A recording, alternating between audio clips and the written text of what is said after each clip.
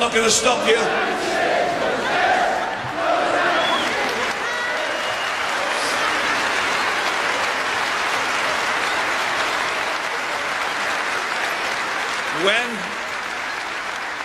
When I was asked if I would say these few words, I was worried on two levels. One, I've had the most emotional day of my life earlier this year, actually 9 months ago, and I knew that this was going to be a really emotional one for me too.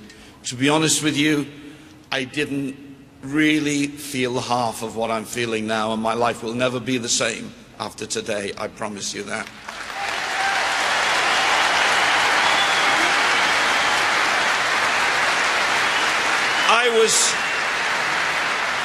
I was one of those kids brought up in the late 40s and early 50s who lived in a soccer-mad family, but would go 1 week here and 1 week to the other place.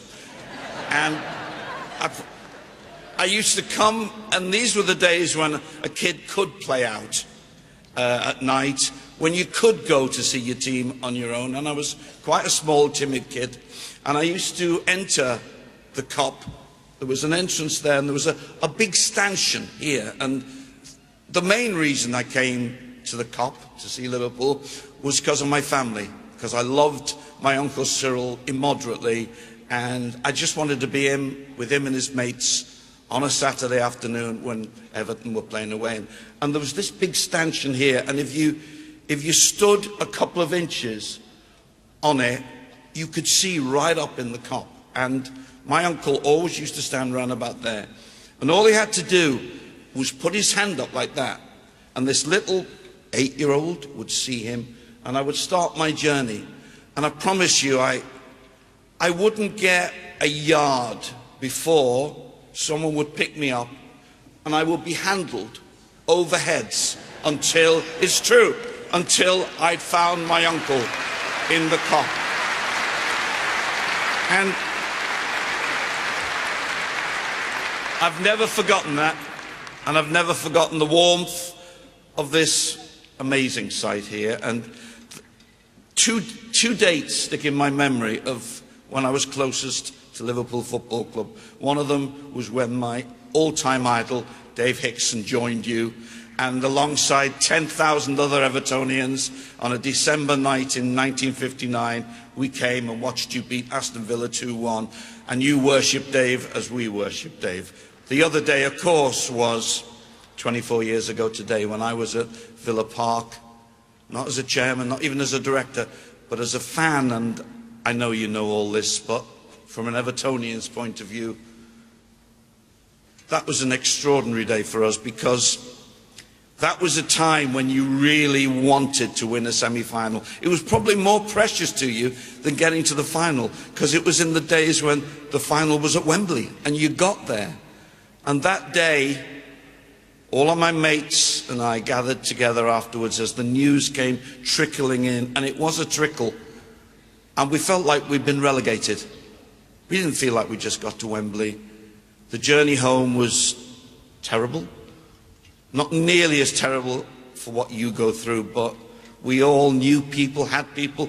We all thought it could have been us. If those balls had come out of the bag differently, it could have been us. And it happened tragically to you. And I hope since that day you have known the support of Everton Football Club for you.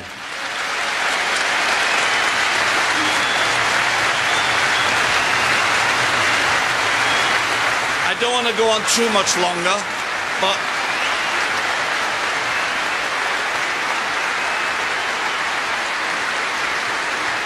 thank you. But like all of you, I watched that Liverpool documentary a few weeks back, and of course the words Hillsborough, the words justice were mentioned all the time, but there were two words that were mentioned an awful lot and resonated to me hugely. And I think, to me, they're the two most important words in the English language. Certainly to people from Liverpool, they're the two most important words in the English language. The words were, me mum. And all of us here are lucky enough. Some of us have got our mums beside us, but we've all got mums. And I saw your banner on Saturday at Reading saying, you've taken on the wrong city. Well, you've taken on the wrong mums too, because we all know about Liverpool mums and the way they fight for their kids and their family. And you mums here today, I know the pain. I don't know the pain because I'm not you, but I appreciate the pain that you would have felt on that day.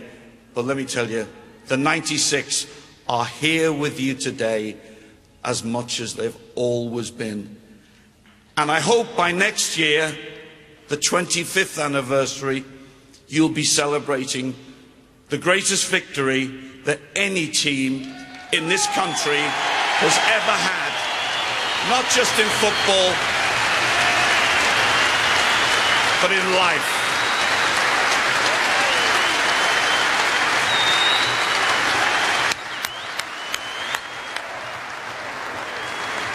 Everton Football Club, our manager David Moyes over there, we salute you. And if you ever want to come and have a service for them over at our place with some blues, the door's always open for you. God bless you.